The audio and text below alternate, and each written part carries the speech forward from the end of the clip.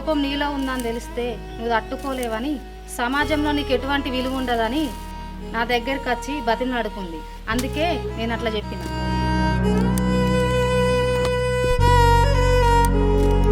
ఎంత పని చేసినావు పవన్, నువ్వు రెండో పెళ్లి చేసుకోడేంటి?